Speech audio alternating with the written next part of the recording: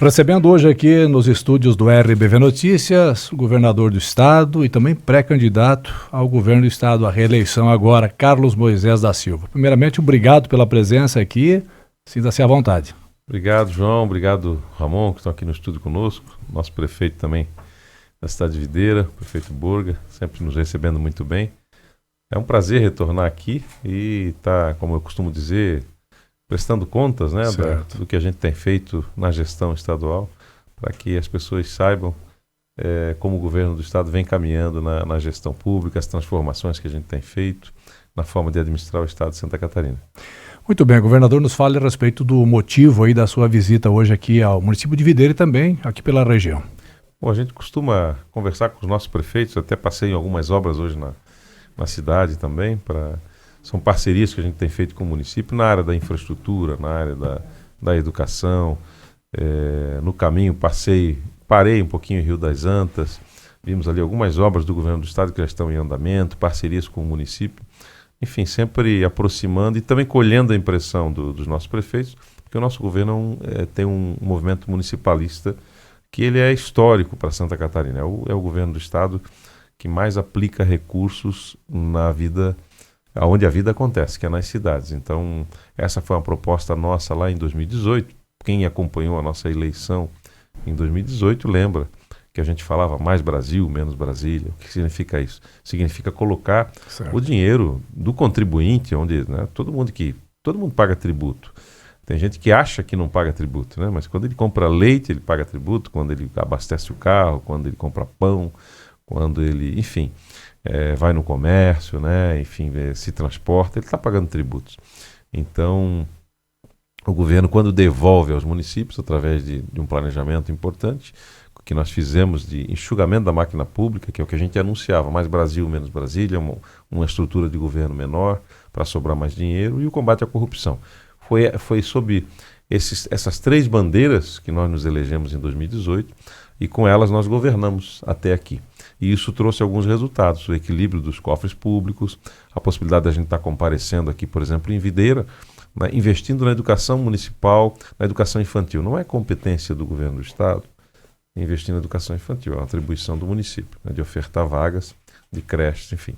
Mas nós estamos presentes aqui com parceria com investimentos do município e também do governo do estado para construir uma creche, por exemplo, um centro de educação infantil com 420 vagas. Por quê? Porque Videira cresce, Videira está chamando gente de todos os lugares, de outros países, de outros estados, para trabalhar aqui nas indústrias. Hoje visitei uma indústria importante, né, fizemos a visita à Vida e Plástica aqui, uma empresa importantíssima que gera só na região mais de 1.000 empregos, mas no Brasil todo mais de 3.000 empregos. E essa sensibilidade do governo de receber as demandas para que a gente continue fazendo o melhor pelos catarinenses. Então, parceria na área da infraestrutura estadual, passei pela rodovia, que a gente está aumentando a capacidade agora, a rodovia SC 135, né, que é uma rodovia importante, tinha um ponto de risco aqui, passa por Rio das Antas também, mas aqui em Videira tinha um ponto importante causando muitos acidentes, é uma rodovia que está, desde que foi inaugurada, há demandas, né, para que a gente fizesse essa intervenção ali, o estado não fazia. Lá em Rio das Antas, uma ponte sobre o Rio do Peixe também, praticamente abandonada, a obra pronta e sem acessos, né, sem as cabeceiras da ponte. Então, vir a cidade, olhar isso de perto e perceber a importância da gente fazer a indenização das casas que estão sendo desapropriadas, lançar o edital de licitação para efetivamente contratar a empresa para tocar essa obra, que é algo que nós estamos tirando da gaveta e já ao mesmo tempo caminhando com o prefeito aqui, ele já nos mostrando o que tem mais para fazer, né? Olha, tem mais isso, mais aquilo, então... Contorno Norte, por exemplo, que é uma reivindicação antiga aqui de toda a região. Essa já está autorizada, inclusive uma parceria nossa com o prefeito Burga, com o município, dentro do Plano 1000, né, uma obra que a cidade vai poder investir 54 milhões de reais no Plano 1000, e o Contorno Norte já está autorizado, inclusive, ao prefeito licitar. Então ele deve, nos próximos passos aí, até novembro, né, dezembro, estar colocando na praça essa licitação, porque eu tenho convicção de que isso também vai gerar mais desenvolvimento. É uma nova rota de desenvolvimento para o município, desafoga veículos pesados, centro da cidade, enfim, é um investimento que à altura, né, do que Videira produz, né, da importância do setor produtivo, da gente que trabalha aqui, enfim, do agronegócio, de todos os setores que a gente percebe que o Estado também se beneficia com a cidade. Então, devolver ao município esses investimentos é a nossa bandeira. Então, a gente está cumprindo, nós somos um governo que não fizemos promessas, né? Mas nós nos elegemos sob algumas bandeiras, certo, da infraestrutura, e nisso a gente tem investido não só na infraestrutura municipal, como eu estou mencionando aqui, que é o caso do contorno, na estadual, na SC-135, mas também nas rodovias federais, que são obras que não são de competência do governo do Estado, mas que o governo se sensibiliza, percebe que são rodovias que estão matando muitos catarinenses, os brasileiros que por aqui circulam nelas. A gente costuma dizer que a rodovia é federal, mas quem está usando essas rodovias são os catarinenses. A BR-470, Pouso Redondo, ele tem um problema sério em relação à ponte, que acabou tendo problema na estrutura, foi desmontada. Tem prazo para que aquilo seja reconstruído e o fluxo de veículos possa ser utilizado da BR novamente? Foi feita uma obra temporária ali, né? Chamaram ali, estão fazendo a intervenção, houve um desvio, agora certo, eu tive que entrar por Blumenau, estava indo para Timbó também, por conta dessa situação. São vários trechos da 470 que a gente percebe que a obra não andou na velocidade que a gente gostaria que andasse, né? Nos 4 lotes da 470, lotes 1, 2, 3 e 4, nós estamos investindo recursos dos catarinenses.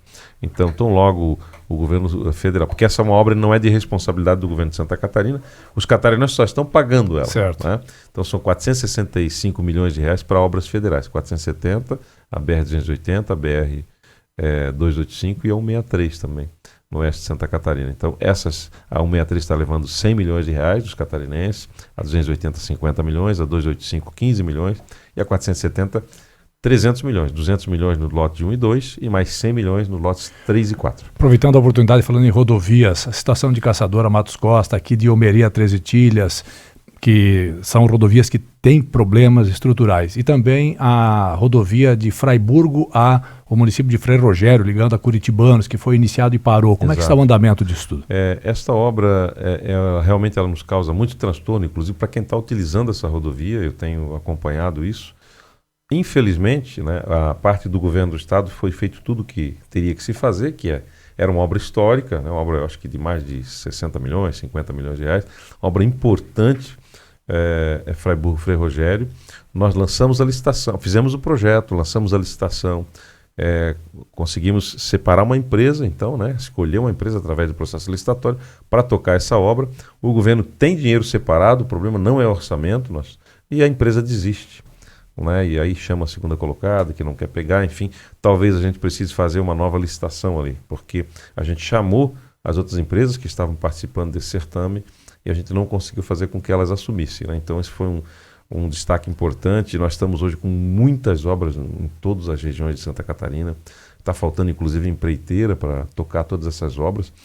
Mostra claramente que o nosso governo caminhou a passos largos, né? Quando fala em infraestrutura, e que gera essa esperança para o catarinense, porque tem condições de fazer a obra, tem dinheiro no caixa, mas ao mesmo tempo a gente tem observado que algumas licitações, como a gente costuma dizer, são desertas, ou seja, não tem proponente. A gente chama e as pessoas não vêm para ofertar. É importante destacar, você citou rodovias estaduais, quando a gente assumiu o governo, nós pegamos as rodovias sem projetos.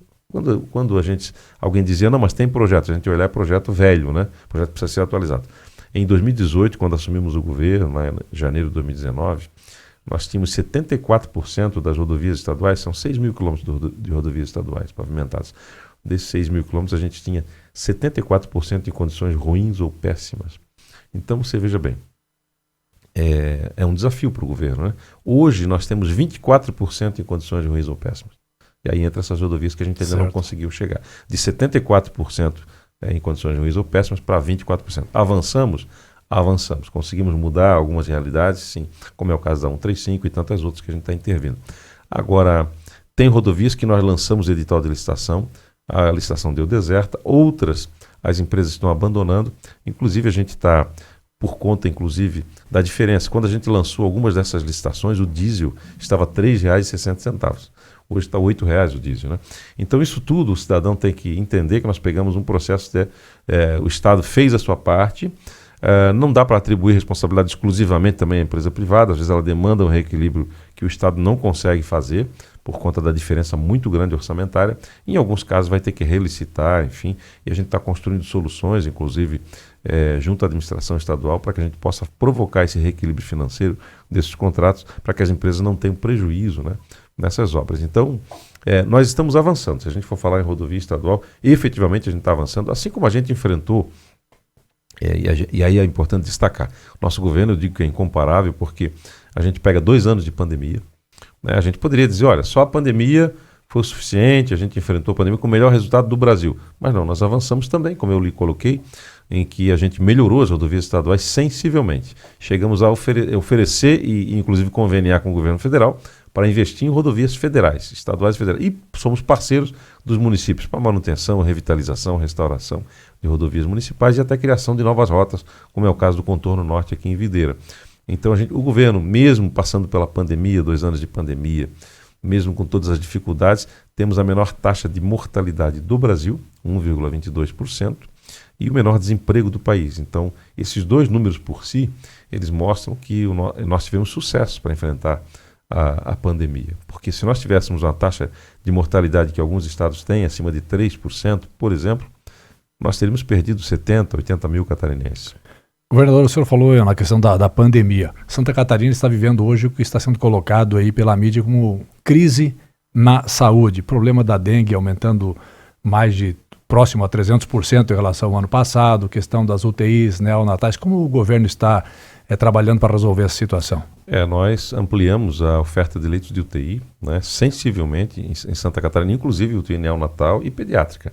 Só para você ter uma ideia, nós tínhamos em 2018 196 UTIs neonatais e a gente avançou ao final de 2021, antes da crise que nós estamos vivendo agora, para 298. Então aumentamos 52%. E nós não tivemos o aumento de crianças, a população infantil em Santa Catarina não aumentou 52%. Você compreende? Há um movimento diferente de todos os outros invernos que nós passamos da era recente, da pressão, e não é só em Santa Catarina. Então as pessoas dizem, falta de planejamento. Não é. Nós avançamos a oferta de leitos de UTI. O que nós estamos percebendo é que a falta de atenção primária da saúde, na atenção primária da saúde, nas UPAs, nos municípios, principalmente nos grandes centros, a gente está percebendo isso, uma pressão muito forte, Grande Florianópolis, algumas regiões demograficamente muito densas, né? E a gente percebe que, o caso do Hospital Infantil lá na capital, que tem sido objeto da mídia constante, na primeira onda que a gente viu o hospital cheio de crianças, 95% daquelas crianças que estavam ali não deveriam estar no hospital infantil. Era um caso de atenção primária de saúde com pediatra nas unidades básicas de saúde ligadas aos municípios. Hoje, cerca de 50% da demanda não deveria estar lá. Então você vê que há uma... e aí você cruza isso com a baixa taxa de vacinação. As nossas crianças, elas não vacinaram para a Covid-19, né, cerca de 50% tomaram apenas a primeira dose, crianças de 5 a 11 anos, e 30% tomaram a segunda dose. E aí você cruza isso com a influenza, a gripe, aí você vai perceber que menos de 30% das crianças de 6 meses de idade até 5 anos tomaram a vacina para a gripe. Isso tudo, somado à falta de atenção primária, um acompanhamento, né, a ausência de pediatras nas unidades básicas de saúde, você percebe que as crianças chegam já em estado agravado, né? E como tem sido divulgado aí, a gente perdeu, né, algumas crianças agora, algumas delas chegaram em condição tão grave no hospital que elas foram atendidas na emergência do hospital, na sala vermelha, tiveram a resposta necessária, mesmo assim não resistiram, né? Não é caso de UTI, é caso de atendimento de emergência, de urgência e emergência. Então, a gente percebe que a saúde ela é administrada a 3 mãos, né? Nível federal, estadual e municipal. E quando isso se desorganiza também, porque essa doença é uma doença da sociedade, tanto a Covid-19 quanto a influenza e outras doenças respiratórias, são doenças transmissíveis, né? São normalmente virais transmissíveis a crianças dessas com 3 vírus, né? Que a gente fala de Covid, de influenza e outros vírus, que você chega numa condição tal, com imunidade baixa, né? Crianças que não se protegeram e a doença agrava rapidamente. Então, são vários fatores que estão nos levando a essa pressão. É importante destacar que a gente tem que... vacinar é um ato de amor.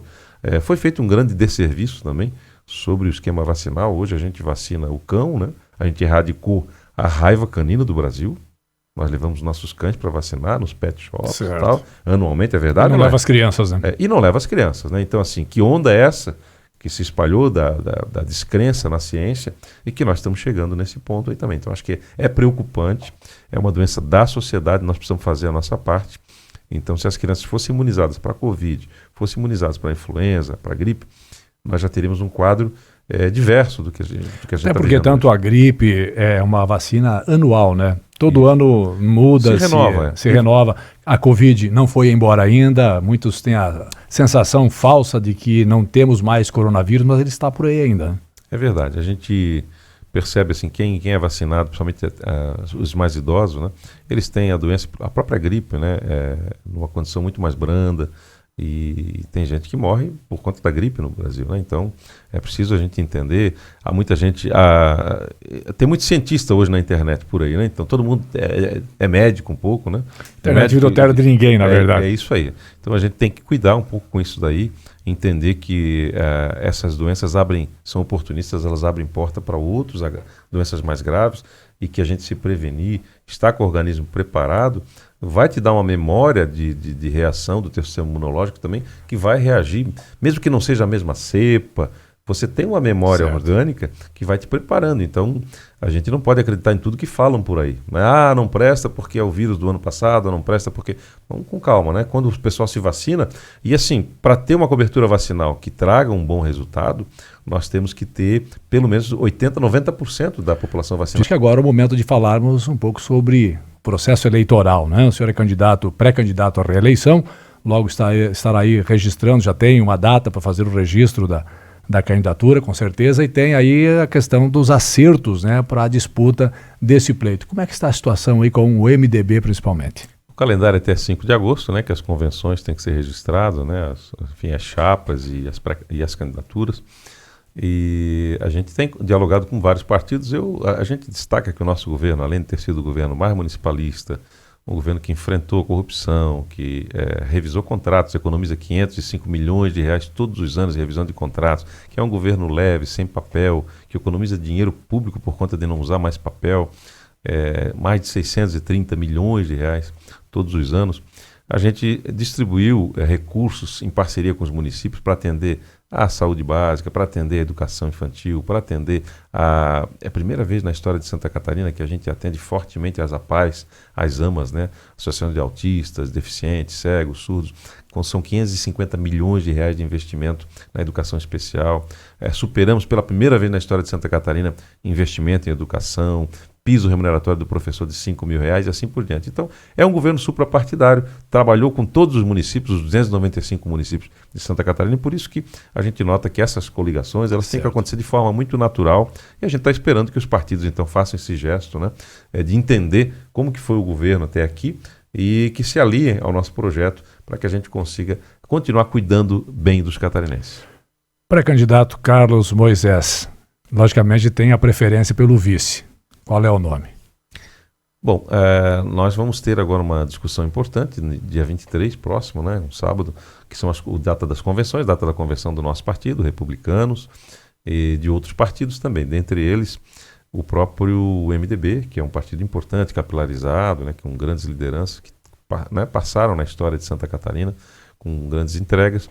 E a gente aguarda também uma mobilização, porque existe uma possibilidade da indicação de compor a chapa conosco para a indicação do vice-governador. Então a gente está aguardando a decisão partidária, né? Vamos aguardá-la com respeito e torcendo que tudo se encaminhe bem, porque acreditamos que podemos continuar cuidando dos catarinenses com esse time capilarizado, com a força, né, desses grandes partidos, sem fechar a porta para os outros partidos, Partido Progressistas, para o PSDB, enfim, todos os outros. Caso não haja a gente acha que cabe todo mundo nessa... Caso não haja acerto com o MDB para indicar o vice, teria a possibilidade de já ter algum outro nome já em vista de outros partidos? Nomes não necessariamente, mas obviamente que aí o diálogo eles abre, né, para novas possibilidades, mas a gente tem muita convicção de que vai dar tudo certo nesse sábado, aí, no dia 23, estamos aguardando, está muito bem encaminhado.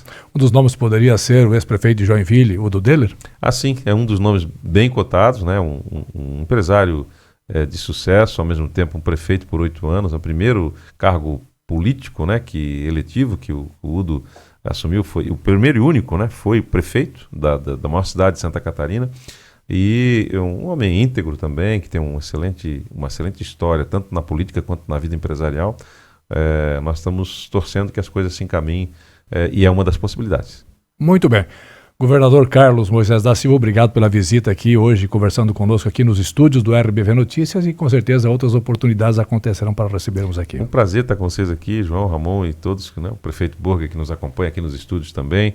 Agradecer o carinho, a receptividade. Estamos revendo os amigos aqui, estamos curtindo um pouquinho desse friozinho aqui de Videira no dia de hoje, está espetacular, viu? E a cidade está muito bonita, né? Parabéns ao prefeito, que é um parceiro do nosso governo, estamos investindo com ele aqui, a cidade muito bem pavimentada, muito bem decorada, enfim, uma infraestrutura muito bacana, que Videira merece esse olhar, né? Ser enxergada pelo governo do estado. Muito bem, eu conversei com o governador e pré-candidato à reeleição, Carlos Moisés da Silva, aqui no RBV Notícias. Obrigado você que nos acompanha.